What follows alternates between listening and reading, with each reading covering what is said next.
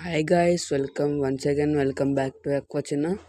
ఇది వచ్చేసి పొలపేట fries update అనమాట. ఎగ్స్ అనేది హ్యాచ్ అవ్వడం అనేది జరిగింది. ఇక్కడ చూడొచ్చు ఎగ్స్ నుండి అనేది టైల్ అండ్ ఐస్ అనేది బయటకు వచ్చాయి.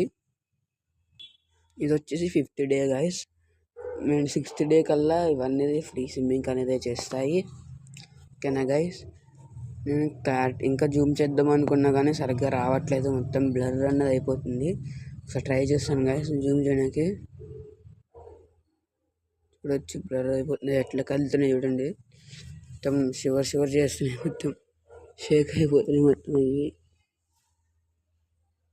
మీకు కనపడుతుంది చూడొచ్చు గాయస్ ఎట్లా కదులుతున్నాయో. అండ్ పేరెంట్స్ అదే వస్తున్నాయి వెళ్తున్నాయి, మనం ఏం చేస్తానేమోనని.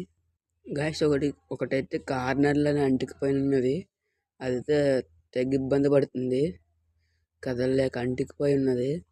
కానీ మనం ఏం చేయలేము, మనం ఏం చేస్తే అవన్నీ తినడం అనేది జరుగుతుంది.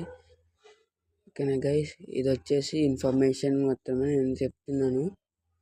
మన ఛానల్ మొత్తం ఇన్ఫర్మేషన్ గురించే, ఏం బిజినెస్ కాదు, ఏమీ కాదు. ఇప్పుడైతే మన వెళ్ళిపోయింది గైస్ లోపలికి అంటుకున్న ఫ్రై వచ్చేసి.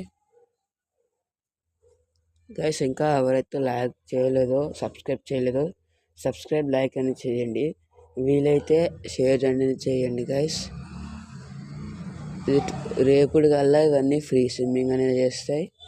నేను రేపు అనేది దీని గురించి ఫుడ్ డిస్కస్ చేస్తాను. నేను ఫుడ్ ఏం పెట్టాలి అనేది.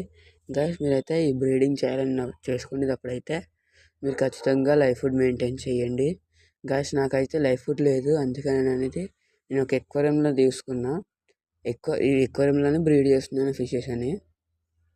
ఈ పోలార్ ప్యారెట్ అందులో వచ్చేసి మీరు బాగా ఎండిపోయిన ఆల్మండ్ లీఫ్ అనేది ఉంటుంది గైస్. ఆల్మండ్ లీఫ్ అంటే అది వచ్చేసి బాదమాకు అంటారు తెలుగులో. దాని అనేది వాటర్లో నానబెట్టుకోండి, డైరెక్ట్ వేసేసుకోండి. ఇన్ఫోసైరియా అనేది కల్చర్ అవుతుంది. బేబీస్ అనేది ఇన్ఫోసైరియా అనేది తినడం అనేది జరుగుతుంది. ఇన్ఫోసైరియా అనేది బాగా కల్టివేట్ అవుతే అవి ఫ్రైస్ అనేది తింటాయి వాటిని. తర్వాత ఒక 2 days తర్వాత ఫుడ్ అయిన తర్వాత నేనైతే నెక్స్ట్ మీకు ఏం ఫీడ్ చేయాలో నేనైతే చెప్తాను.